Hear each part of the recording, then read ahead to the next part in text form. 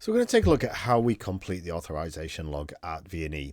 So on some level, this is a really straightforward process to do, but actually we find lots and lots of errors in the authorization log across the year, and the consequences that are really quite significant for us as an organization and equally you as a pilot. So it's really important that we keep these accurate, and if we spot any errors, that we correct them as soon as possible. So this is what the authorization log looks like at V&E. You might hear it referred to as a tech log or an auth log or an SRP. There's a few commonly used terms in aviation that all relate to the same thing. And different organizations have slightly different authorization logs, but they all look along kind of a similar format. And it's a way of recording the flight details, so what happened on the flight in terms of the PIC and any passengers on board, where it flew to and from, who authorized the flight times, the number of landings, the number of defects, the fuel, and the hours remaining before the next service. So quite a lot on there, and if you rush it, they are, as I say, really easy to make a mistake on, and as I say, the consequences of that can be quite significant. So I would plea that when you come to do these, you take your time and find a quiet corner and go through them in slow time. So we're going to have a look at how we would complete a auth log or authorization log pre-takeoff, and then what we would do after the landing. So I've come to the tech log today, and I'm going to check a few things before I go flying. So I can see the next due maintenance is due on the 31st of the 1st, 26. So I need to check that we're not at that date. And then I can see at the top right hand corner, we've got 32 hours 10 remaining. The other thing I need to do is check the acceptable deferred defects. So we're going to take a look at that in a separate video, and I'll put a link to that video in the description of this one. So please take a look at that as well if you're not familiar with it. So we've come to the tech log, and we can see somebody flew it on the 11th of the 1st and this morning, and we're going to have a go at completing it for flying this afternoon. So the first few boxes are pretty straightforward. So the next flight number, so the last flight was flight 53. This, surprisingly, is flight 54. We're going to put the date. We're going to put the PIC's name. So this could be one of a few things. So it could be, if you're flying, like I'm completing this tech log today, as if I was a student going solo. So I would be the PIC. The PIC might be an instructor, or it might be an examiner. So in this case, my surname's Simpson, and so I'm down as PIC. I'm not taking any students or passengers with me, so I'm going to cross that line out, and I'm flying from LBA to LBA. So every single flight needs completing separately. So if we're going to fly from Leeds Bradford across to Leeds East, have lunch, and then come back again, we will put that in as two separate flights. And the next set of boxes are relating to authorization of the flight, the check A of the flight, and signing as P1. So one of several things can happen here.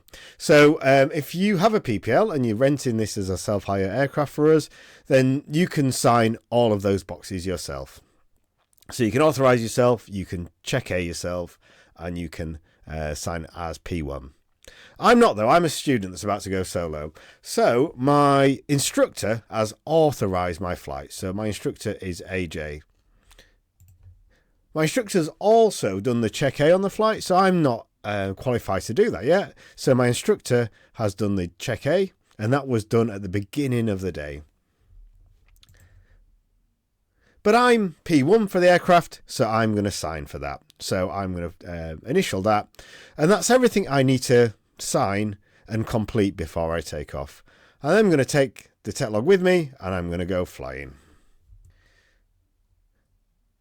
Then once we've finished flying, I need to complete the next section, so the post-flight information. So the first box, or the first series of boxes, are relating to flight time, and they're relating to times in local. And hopefully they're fairly self-explanatory what we need to do. So I was off blocks at 1300. I took off at 1310.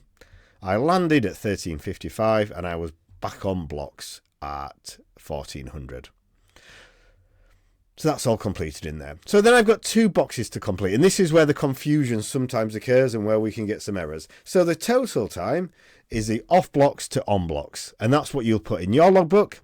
And then the flight time is from takeoff to landing. So actually, this second flight is the same as the flight above. So we flew for 1 hour and we had 45 minutes worth of flight time. I then carried out 1 landing. There was no defects on landing. However, if there was a defect, this is where it's to complete the number of defects. So that could be 1, 2, 3, as many defects as there were on the flight. At that point, I would be having a conversation with a member of the ops team, an instructor, and potentially an engineer. And then from that point, the aircraft would either be grounded, or we would complete an acceptable deferred default, which again, as I've mentioned, I've done a separate video on, so take a look at that. For this flight, we had nil defects. I have 45 litres of fuel remaining, and then I sign this as the P1, and that's my declaration that the information I've put on there is correct. And then the final thing I'm going to do is hours left. And again, this is where we can get some confusion. So the hours left refers to flight time only. So I've got 31 hours, 25 minutes, and I need to minus 45 minutes off of this. So that's going to give me 30 hours, 40 minutes. And as I say, this is probably the most common place where the error occurs. And subtracting time in hours and minutes can be really quite tricky for most of us, myself included. So I use an app with a time calculator on it for every single calculation that I do, regardless of how straightforward I think it is. Even if I think it's an hour or an hour and 10, I will use a calculator. So I would really encourage you to do that just to avoid any mistakes, because as I say, an error here can then potentially be carried over multiple flights if somebody doesn't spot it and causes issues later down the line. If you come to the tech log and you notice an error, so you look at the flight above and it was a 45-minute flight and you notice they only knocked 40 minutes off of the flight, then that needs correcting straight away. So again, if you grab somebody from the operations team or one of the instructors, and they will look at that with you and help you to correct that and show you the process for correcting that.